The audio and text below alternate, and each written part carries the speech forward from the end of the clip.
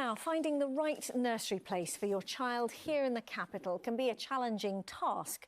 So imagine the impact when it suddenly closes at short notice. That's what happened to one family in Hackney who got in touch with us through the BBC's Your Voice. They felt there was no transparency about how the nursery, which was part of the rapidly expanding Family First group, was operating. The company says demand had fallen and it no longer was financially sustainable. Wendy Hurrell has the story. Playtime at home in Hackney with his papa. Emil is 2 and for the past 18 months has been going to the Hackney Day Nursery and Preschool until that came to an abrupt end.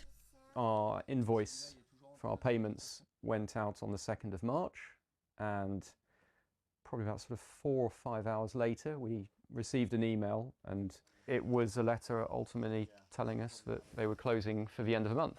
So 29 days notice.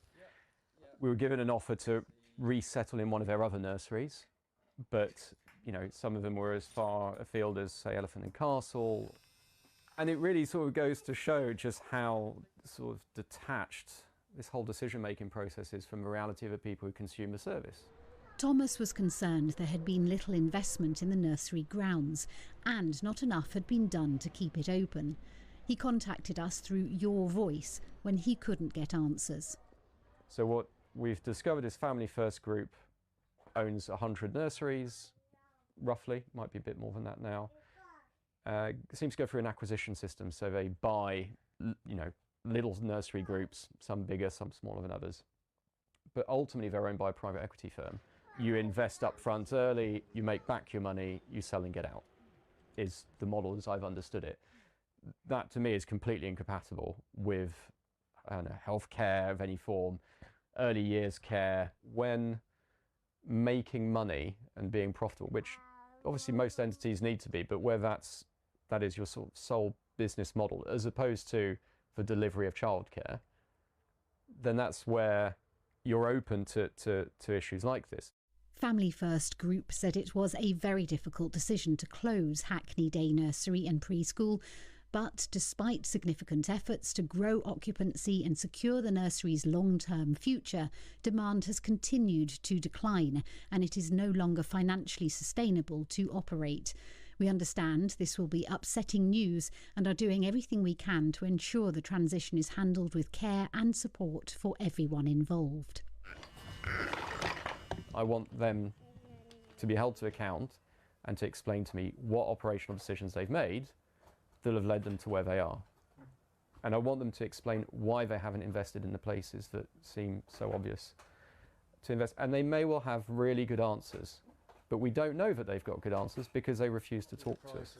Emil is settling into a new nursery now, but it has been stressful for the family and a situation that so many others could find themselves in.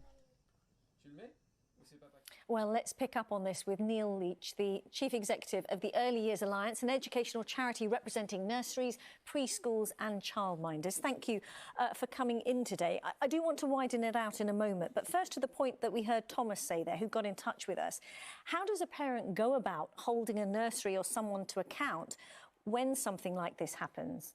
Well, I think the reality is that they can probably talk to the local authority, but the nursery in itself, and I don't know the specifics of this sort of particular case, but the reality is the nursery itself will be responsible for whether it is sustainable or not.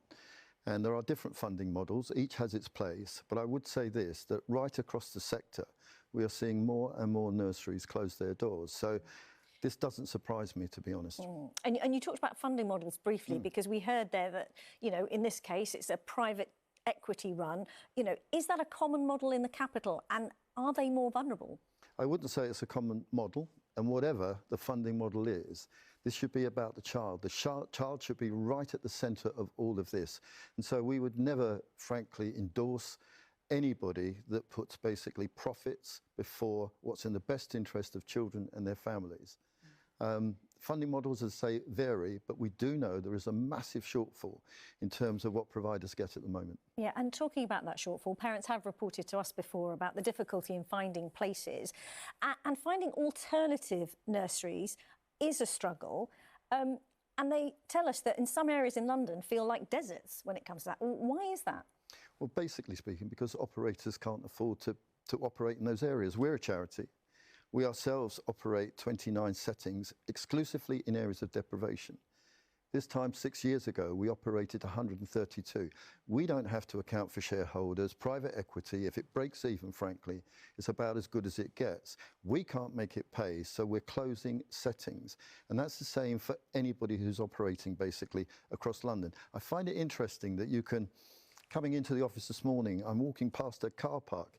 I would pay more per hour to park my car in that car park than we get from government to provide early years care and education, for example, a 3 and 4 year old.